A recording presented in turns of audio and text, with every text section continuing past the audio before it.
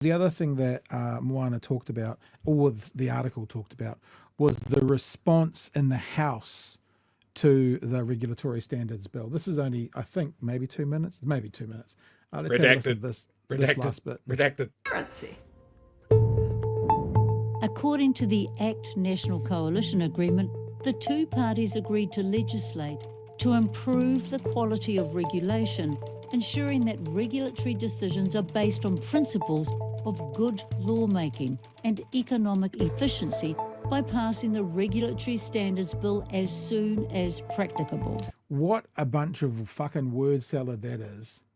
I mean, honestly, we're going to legislate to improve regulation to make sure regulation decisions are based on good lawmaking and regulations. I mean, honestly, the waffleness of that is concerning because, yes, Chewie. This is why they didn't want or they wanted to change the plain language legislation, which is another bill that they got absolutely spanked on by the public. 93% of the public submissions were against them repealing the plain language bill. Yeah. It's because they talk like this. They want to improve the quality of regulation to ensure that regulation principles are used in good lawmaking by passing a regulation bill. You know, it's like... Regulation 3 times.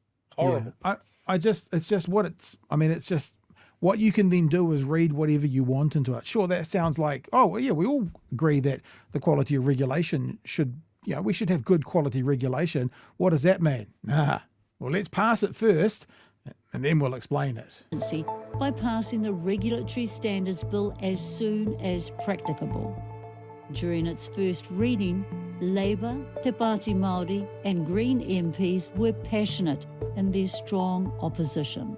This bill has failed 3 times already because no one was careless enough to let it through. National and New Zealand First MPs spoke for less than a minute each.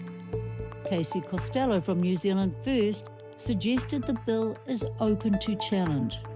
We look forward to the process of the Select Committee and scrutinising the work that will be undertaken on this bill, and therefore New Zealand First support the Regulatory Standards Bill.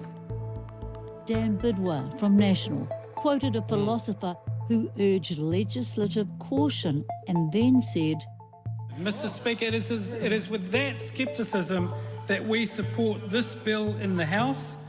So New Zealand First is saying we can push back against this. National is saying we're skeptical of this. And then they're both going, so let's pass it. Like, honestly, I'm starting to think that David Seymour has naked photos of Luxon. Certainly something more that he can use against him than just, we'll overturn the election. Like, honestly, New Zealand First has said, don't know about this, let's pass it. National has said, don't know about this, let's pass it. What the fuck has Seymour got over them all? Like, honestly. Yeah, well, this is the whole... We'll come back to something we've spoken to many, many times. This is... Gross. This is because Luxon is a poor negotiator. Yeah. It comes down to those initial coalition forming the government negotiations, and Luxon has let this and the Treaties Principle Bill through, 2 enormously dangerous, enormously divisive bills, because he wanted to be Prime Minister because he wants his knighthood. Mm. And this is part of it, right? It's part of the coalition agreement, so we've got to support it. Now, here's the thing that's catching me out, right, with that word salad that we read at the start.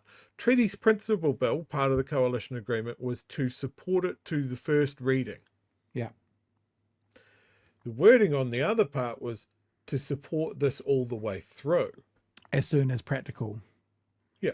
Which suggests to me, as much as these guys might be talking about skepticism and challenge, they have the votes to take this all the way through. Mm. Do they dare do that when they get flooded with submissions against it, and if it's anything like the Treaty Principle Bill, high quality submissions against it. Yeah. Yeah, no, Because it's a really interesting point. Because if you get 300,000 submissions and like 98% of them are people arguing passionately from an informed position about how bad this is, and you go, well, that's great. Thanks for sending in a submission. We've spent a lot of money reading them all, and they're in the bin now. But because an agreement was made in a hotel conference hall 3 years ago, we're going to pass it. How angry would you be? How angry would the electorate be? You're going to lose that election, definitely. And you might be looking at some pretty major disorder before that. I'm also thinking there's these big things that are coming up, you know, and even some that have supposedly gone, like Smoke Free 2025, going as in they were yesterday's passing, but there's Smoke Free 2025. There's the Treaty Principles Bill. There's this one. There's pay equity, you know, and that with the People's Committee, these things aren't going to fall out of, you know how you were saying they front load all the bullshit? So then at the end of the election cycle, they can ignore it. They're not going to be ignorable. I mean, I hope that People's Committee goes for a year, you know, so it's the middle of next year and they're coming out with their results. And then, of course, put the regulatory standards bill in there. If these things are kept in, like that's why, what did we talk to Clint about? We had a bit of a conversation and I had heard rumour about putting, it was the equal pay one, wasn't it? Trying to put it back to 2020 levels. There's this rumour going around Wellington about trying to go back to 2020 levels and getting it as a citizens initiated referenda as a ballot on the election next year. So you'd go into the box and the first part of your ballot would be voting on these guys taking money off vulnerable women. That would be the first thing you do. And then you'd turn the page and then you'd vote for who you want to run the country. I mean, honestly, that would be the most incredible activism. I think that would be the cleverest, most impressive activism I've ever seen. An advert to remind you who these guys are in the polling booth. It would be unreal if that could get pulled off. Yeah, all right, absolutely. this has got 45. We'll get to the end of it. And my message to the public is clear. Submit to the Finance and Select So he's even saying, we're not that sure about this, so make sure you submit. You know, it's bizarre. Committee. I look forward to hearing your submissions. I commend this bill to the House. While the bill passed its first reading, perhaps there are some principles at stake. We often